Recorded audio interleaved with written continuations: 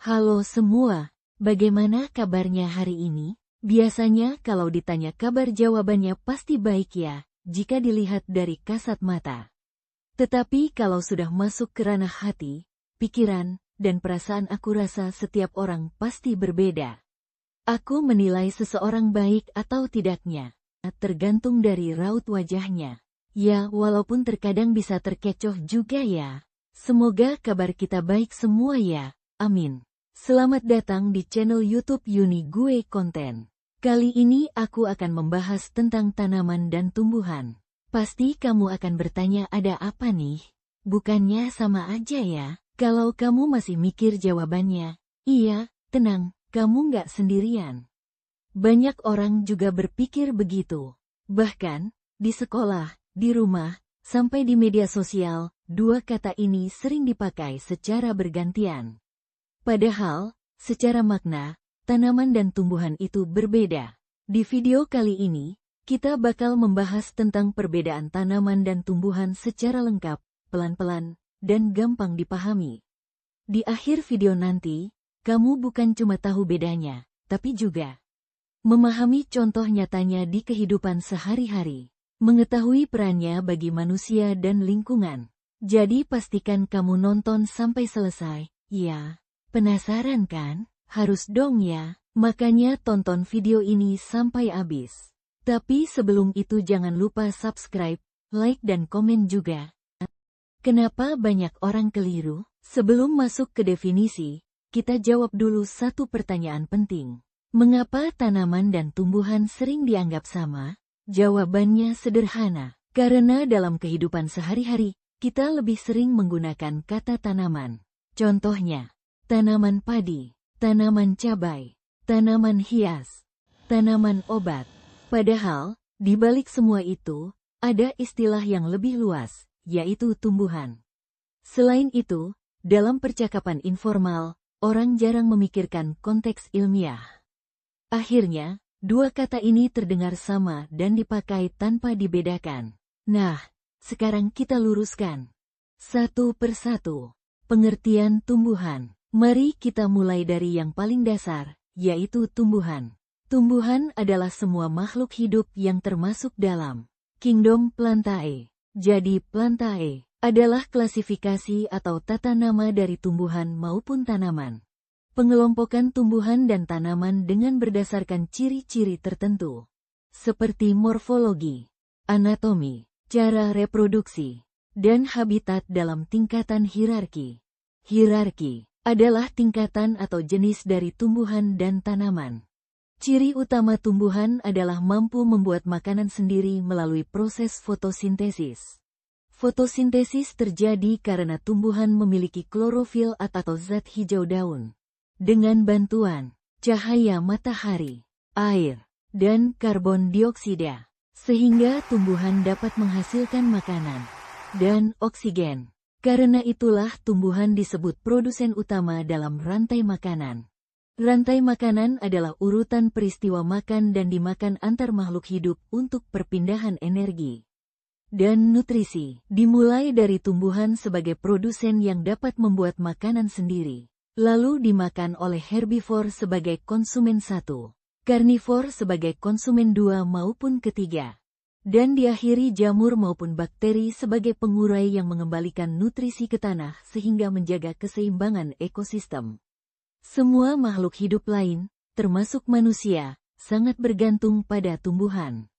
Tumbuhan bisa hidup hampir di semua tempat, di hutan, di sawah, di padang rumput, di sungai, bahkan di laut. Yang perlu diingat bahwa tumbuhan tidak harus ditanam manusia, dan tumbuhan bisa hidup tanpa campur tangan manusia. Kelompok tumbuhan. Dalam biologi, tumbuhan dikelompokkan menjadi lumut, termasuk dalam kelompok Bryophyta, paku-pakuan, termasuk dalam kelompok Pteridophyta, tumbuhan berbiji, termasuk dalam kelompok Spermatophyta. Semua ini disebut tumbuhan, meskipun tidak semuanya dimanfaatkan manusia.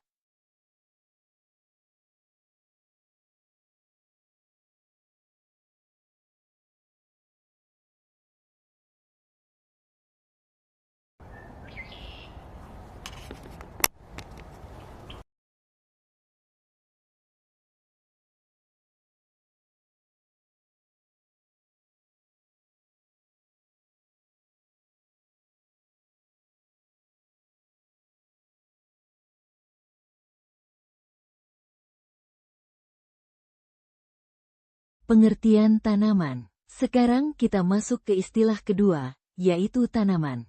Tanaman adalah tumbuhan yang sengaja ditanam, dirawat, dan dimanfaatkan oleh manusia. Kalau dalam istilah pertanian disebut dengan tanaman budidaya.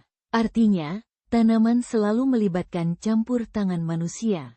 Manusia menanam tanaman untuk berbagai tujuan, seperti untuk makan, bahan untuk obat-obatan, untuk hiasan, bahan bangunan, dan kebutuhan industri. Contoh tanaman berdasarkan fungsinya. 1. Tanaman pangan. Contohnya, padi, jagung, gandum, yang berfungsi sebagai sumber makanan pokok manusia, menghasilkan karbohidrat yang menjadi sumber energi utama, menunjang ketahanan pangan dan kehidupan sehari-hari.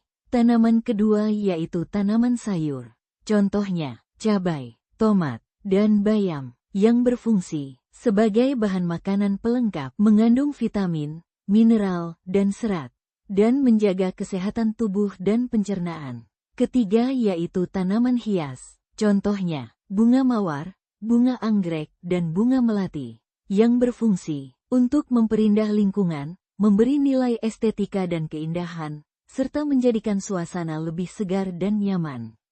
Keempat, tanaman obat. Contohnya, jahe, kunyit, dan temulawak, yang berfungsi digunakan sebagai bahan obat tradisional, membantu menyembuhkan dan mencegah penyakit, serta menjaga kesehatan dan daya tahan tubuh. Tanaman ini dirawat dengan cara disiram, dipupuk, dilindungi dari hama dan penyakit, dan dipangkas. Tanpa perawatan manusia, tanaman bisa rusak, tidak menghasilkan, dan mati. Kesimpulan dari tanaman dan tumbuhan. Jadi tanaman dan tumbuhan ini juga melakukan proses fotosintesis. Yang membedakannya adalah kalau tanaman dia butuh perhatian dan perawatan yang ekstra dari manusia, sedangkan tumbuhannya dia bebas, bisa hidup di mana saja tanpa membutuhkan perhatian dan perawatan dari manusia. Baik tumbuhan dan tanaman sama-sama memberikan manfaat bagi manusia. Kalau tanaman biasanya lebih banyak kaitannya dengan ekonomi. Tetapi kalau tumbuhannya manfaatnya justru lebih luas lagi bahkan untuk keberlangsungan hidup manusia. Jika pohon yang tumbuh dengan sendirinya di hutan, maka disebutlah pohon tersebut sebagai tumbuhan. Lalu jika pohon tersebut ditebang tanpa menyiapkan pohon penggantinya atau yang biasa kita sebut dengan reboisasi. Proses reboisasi inilah di mana pohon tersebut berganti nama menjadi tanaman. Hal ini karena reboisasi adalah kegiatan menanam kembali pohon di hutan atau lahan yang gundul agar lingkungan kembali hijau dan seimbang. Dan yang paling penting dari itu adalah tidak terjadinya bencana alam seperti banjir dan tanah longsor. Itu bukan karena alamnya marah, tetapi memang seperti itu rancangannya. Logikanya ya, misal pohon ditebang tanpa menanam pohon pengganti. Bagaimana ceritanya hutan mau diserap sama tanah begitu saja tanpa dibantu sama si pohon? Kalau mungkin cuma satu pohon yang ditebang mungkin tidak ada efek ya, tetapi kalau banyak maka terjadinya banjir dan longsor secara bersamaan yang pastinya pohon-pohon yang ditebang juga melanglang buana kemana saja. Pohon seolah berkata, maaf nih ya, bukannya aku tidak bisa membantu. Tetapi apalah daya, aku sudah ditebang. Aku bukan makhluk hidup lagi. Aku tidak bisa melakukan fungsi seperti layaknya pohon lagi. Aku sudah mati. Oke, sekian konten dari aku. Kalau kamu merasa video ini bermanfaat, jangan lupa like, share, dan subscribe Uni Gue Konten. Supaya kamu nggak ketinggalan konten edukasi menarik lainnya. Terima kasih sudah menonton. Sampai jumpa di video berikutnya.